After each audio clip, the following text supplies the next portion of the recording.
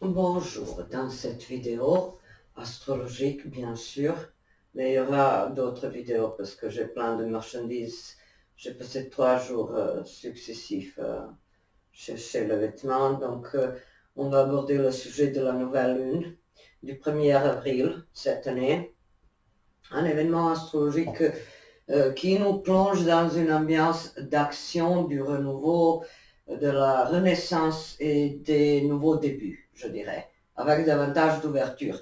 L'astrologie compte le début de l'année à partir du signe du bélier.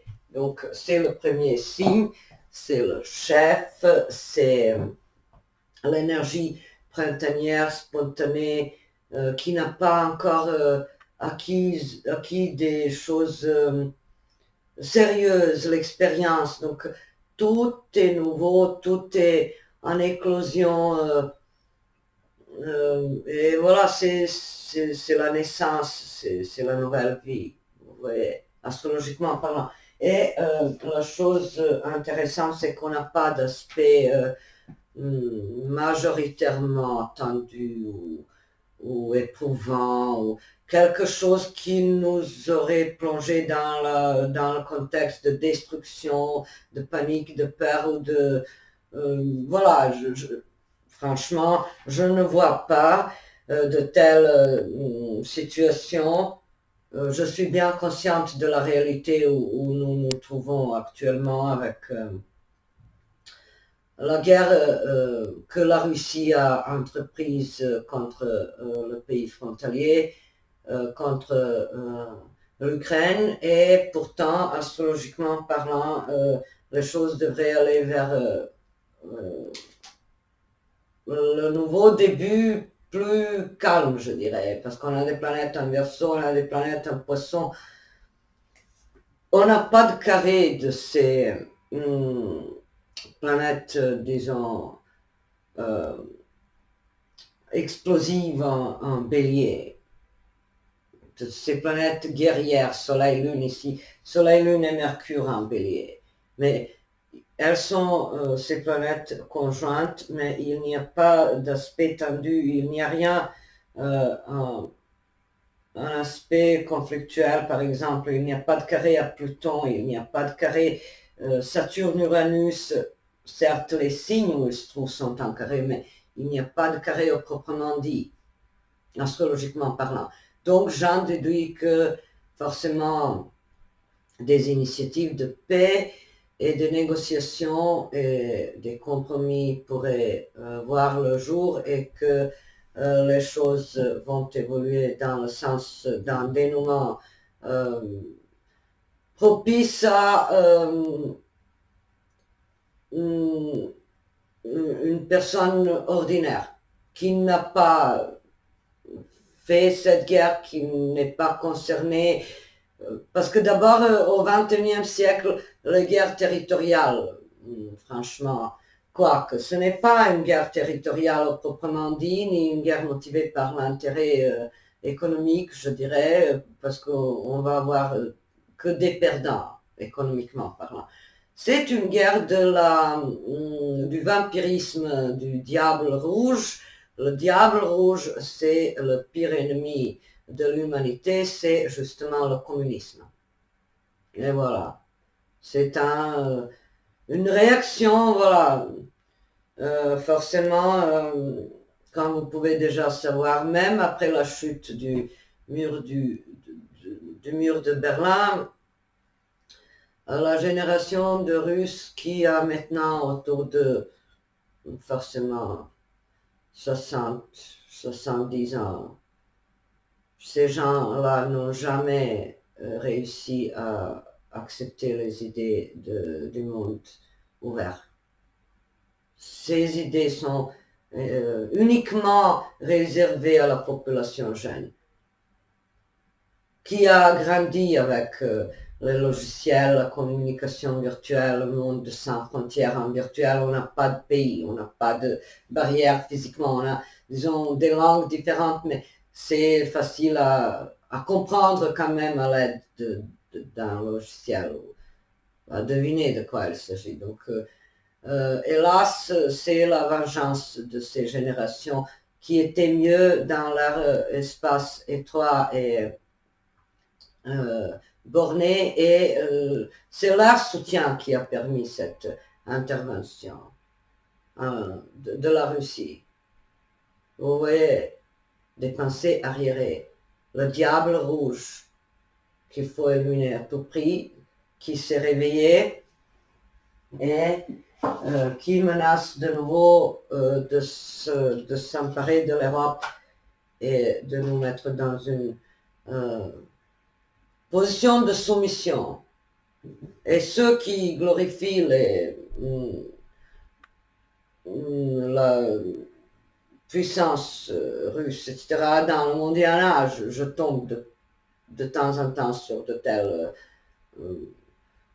visions idéalistes que c'est un grand pays, que je ne sais pas quoi. Détrompez-vous, vous n'avez jamais forcément connu ce que c'est le rideau de fer, ce que c'est vivre privé de pain, de liberté, être menacé sans cesse de purger une peine de prison juste pour avoir rigolé de manière inappropriée, etc. Donc, arrêtons de fantasmer que les systèmes fermés puissent correspondre à l'humanité. Ça ne tient pas debout. Et dans ce sens-là, l'ouverture et le nouveau début, j'ai choisi la chanson The Age of Aquarius.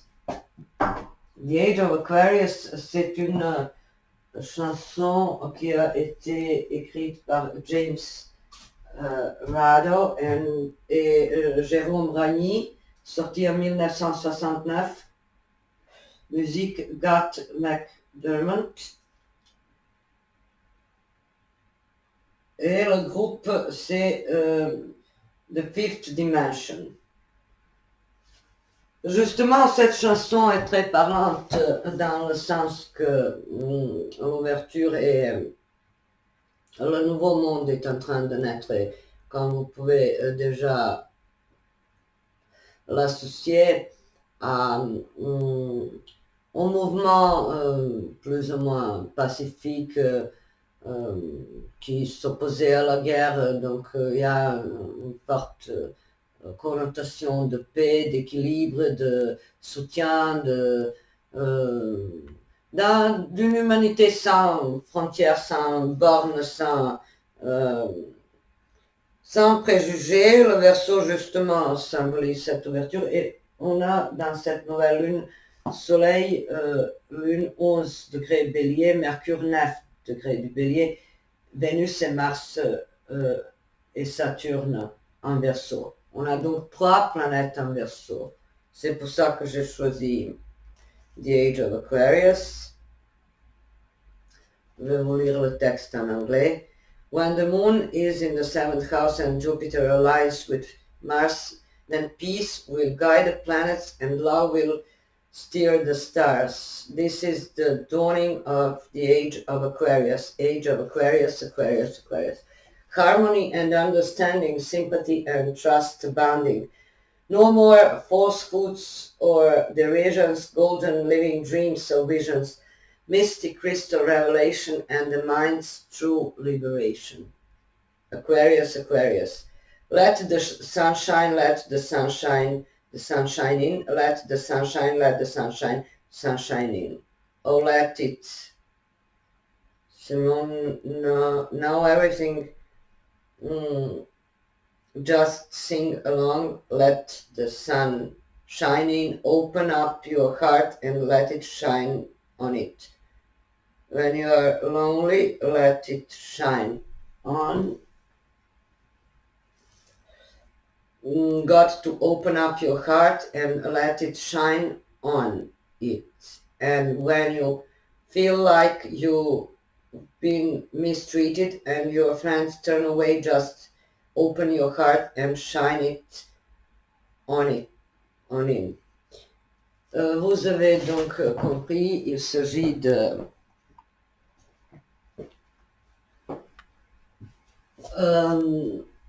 du soleil, de la puissance créative par excellence en astrologie et partout, symbole de vie, symbole de renouveau, symbole de force, d'ouverture, d'affirmation, de vitalité. Donc le soleil en astrologie, c'est le principe vital qui parle de la santé aussi. Donc j'en déduis que cette nouvelle lune, forcément, va nous redonner la force, le courage, mais dans l'esprit individuel, je dirais, parce qu'avec le bélier, on n'est pas trop penché vers les engagements, disons, de groupe, mais ce verso désamorce l'individualisme forcené, exagéré du bélier.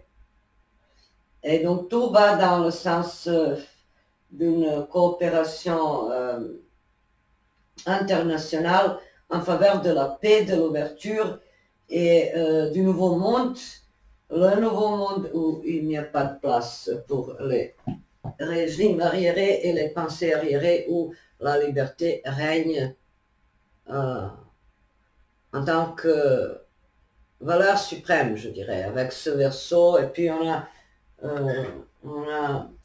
Chiron conjoint à la nouvelle lune. Chiron qui est le guerrier, la cicatrice et la guérison en même temps.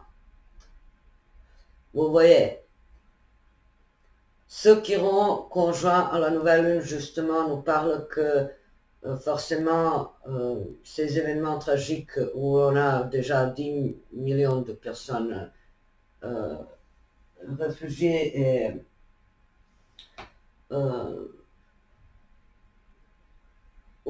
qui ont dû déménager à force de subir sans cesse les attaques du diable rouge. Donc,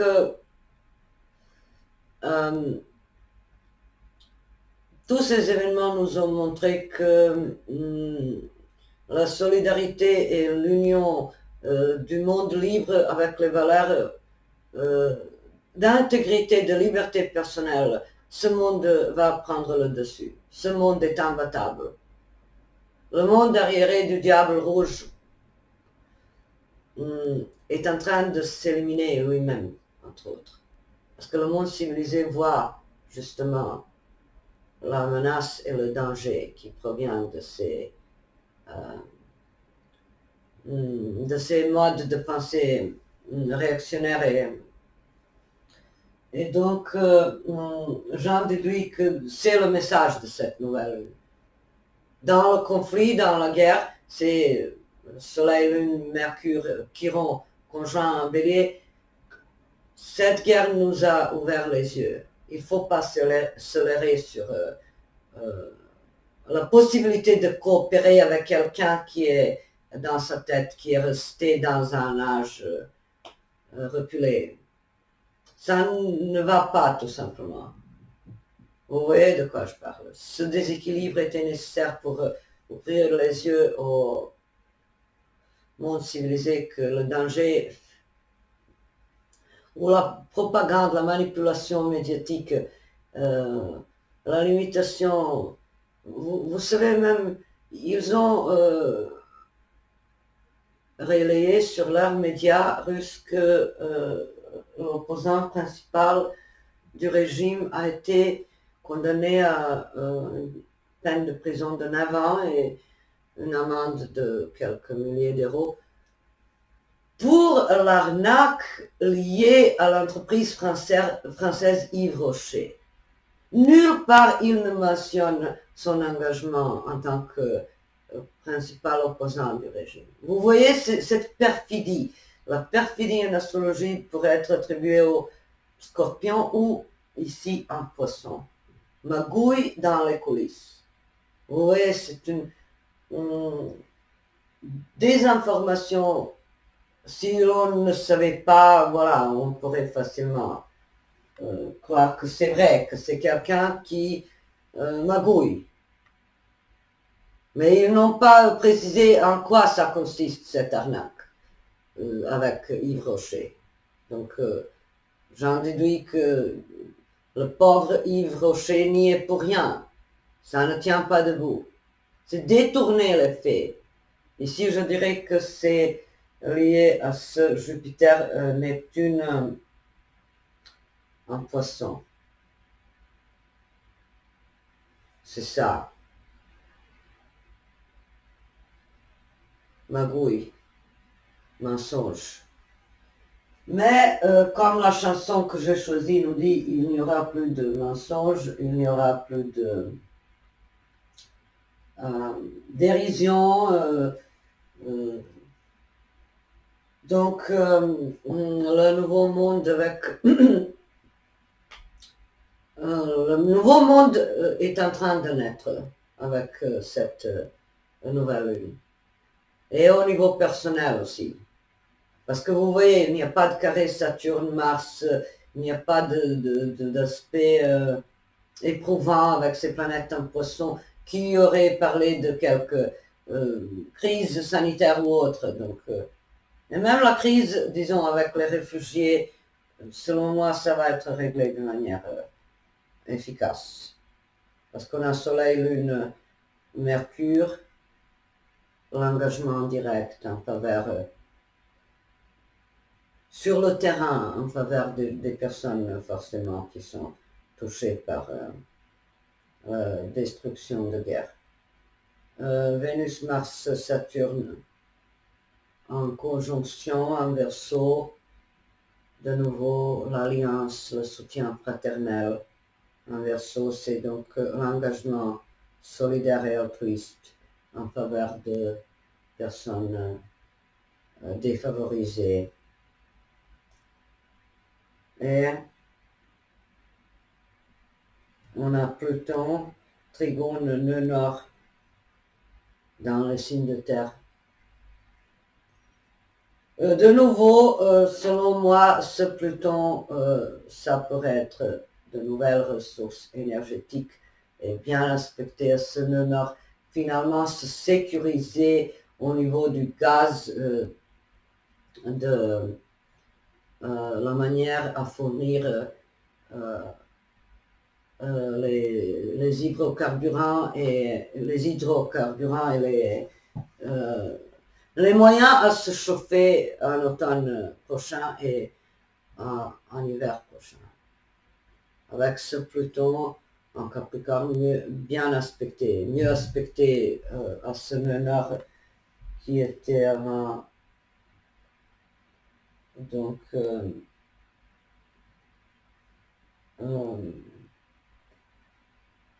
l'année dernière, il n'était pas en Trigone à Pluton. Donc tout va dans le sens de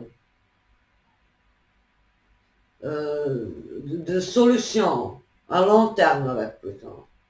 Solutions énergétiques pour l'Europe. Concernant le chauffage et principalement le chauffage. Donc, j'en déduis qu'on va avoir de bonnes nouvelles concernant forcément les moyens à produire ou fournir les sources nécessaires pour l'industrie et pour la population et pour les foyers. Et je reste optimiste avec 3 planètes en Bélier et conjoint à Chiron. C'est la guérison aussi au niveau personnel. Un débordement d'énergie, mais constructive parce qu'on a des planètes en Verseau. Évidemment, on se focalise sur les objectifs altruistes et les engagements de l'ordre amical, social, humanitaire et ce qui se rajoute comme contexte humanitaire, donc les planètes en Poisson, pour y ajouter cet aspect humanitaire et solidaire à fond, cette empathie. J'en déduis qu'on va s'organiser, qu'on ne va pas désespérer. Il n'y a aucun aspect absolument qui prête au moindre doute que le monde occidental perd le nord et que les choses commencent à se compliquer ou à déraper. Je ne sais pas si ça va vous sembler comme une vision à côté de la plaque qui n'a rien à voir avec la réalité et avec tout ce que vous voyez dans les médias en ce moment, mais je reste optimiste, je reste confiante. Et selon moi, le message principal est que on ne peut pas espérer la coopération sur le pied égal avec les régimes arriérés qui ont pour ambition l'expansion territoriale, qui au XXIe siècle est une conception parfaitement obsolète et parfaitement intenable. Ça dérange l'ouverture, vous voyez. Les esprits obscurcis, pollués par la propagande communiste, ils n'ont pas réussi à s'adapter à ce nouveau monde et c'est pour ça qu'ils vont périr eux-mêmes. Ils se conduisent eux-mêmes vers le péril et la descente aux enfers. Et leur peuple est l'otage de ces ambitions. Des autres siècles, des autres époques, où il fallait avoir la suprématie territoriale, je ne sais pas quoi. Ça ne peut pas fonctionner de nos jours. Avec des technologies modernes et avec l'ouverture du monde sans frontières, ça ne peut pas tenir. Donc je pense que c'est la révélation au grand jour des choses comme ça.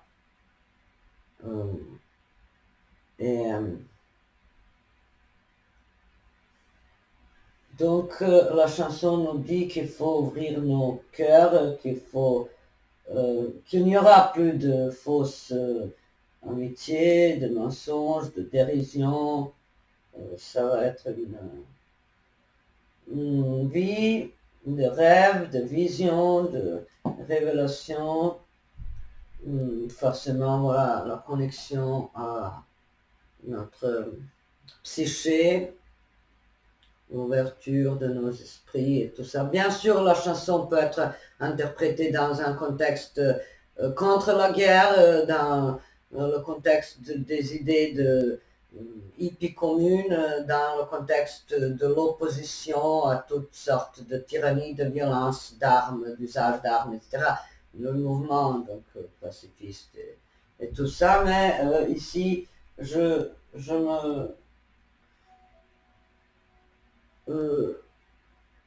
me limite au texte tel quel, sans analyser après où la chanson était utilisée, dans quel but. Mais ça aussi a un peu de similitude avec le moment où nous nous trouvons en ce moment, actuellement. Et voilà, je pense que je vous ai éclairé là-dessus et que vous pourriez entreprendre quelque chose de nouveau. Avec le signe du Bélier, c'est toujours le réveil printanier. Pour quelqu'un, ça peut être un nouveau début au niveau affectif qui est donc scellé par ce saut de Saturne, Vénus, Mars, Saturne en Verseau, quelque chose sur la durée, le début de vie commune avec toutes les responsabilités que ça implique, mais sans se sentir, disons, étouffé par la présence de l'autre. Donc une promesse ou une officialisation sur la durée. Et j'en déduis que dans le contexte politique actuel, ça peut être aussi un contrat qui forcément permet l'usage de quelques énergies suffisante à chauffer les citoyens en Europe et faire tourner leur économie et leurs industries.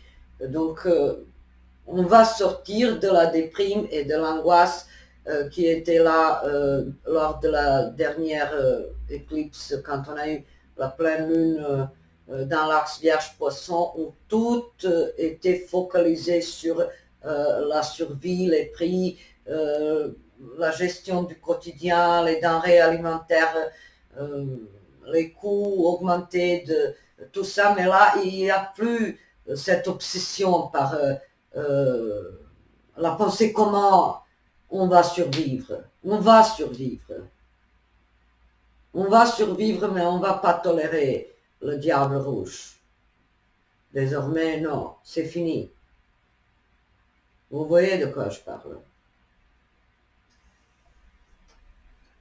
Et j'en déduis que avec ce qui rend on ligne dans sa propre cicatrice quelconque. Que ce soit un traumatisme du passé ou un rejet actuel ou sa propre incompatibilité envers le milieu qui nous entoure, qui est forcément dérangé ou menacé ou sans menacé par notre individualisme. Comprendre quelque chose ou accepter, assumer que c'est ainsi, que notre propre originalité, autonomie, individualisme fait cette différence que quelqu'un ou quelques-uns ne veulent pas accepter, et ben, c'est leur faute. C'est leur problème. De toute façon, avec le contexte actuel, on est sûr de soi-même, on est battant, on est confiant, en sa bonne étoile, on veut progresser, on veut évoluer, on a plein de force pour aboutir à ces objectifs, les réaliser, s'affirmer, se sentir pleinement épanoui et finalement laisser le soleil illuminer toutes les sphères de notre vie et de notre existence. Amour, travail, santé, voilà. Donc la lumière va régner pendant cette période et le courage personnel et l'esprit fraternel, mais ce côté fraternel ne menace aucunement l'intégrité dans tout son individualisme. Voilà, j'espère que je vous ai dit le principal et j'espère qu'on va se récupérer un peu de la propagande défaitiste et décourageante avec des nouvelles et des analyses apocalyptiques, etc. Donc, il peut y avoir des conversations sur les armes, sur la guerre avec ces 4 éléments astrologiques en bélier, mais c'est dans le sens d'amoindrir, de régler, de désamorcer le conflit avec d'autres planètes en Verseau et en Poisson. Et les initiatives de paix, la paix durable avec Vénus, Mars, Saturne en Verseau. Je vous souhaite une belle et douce nouvelle lune en Bélier et à bientôt.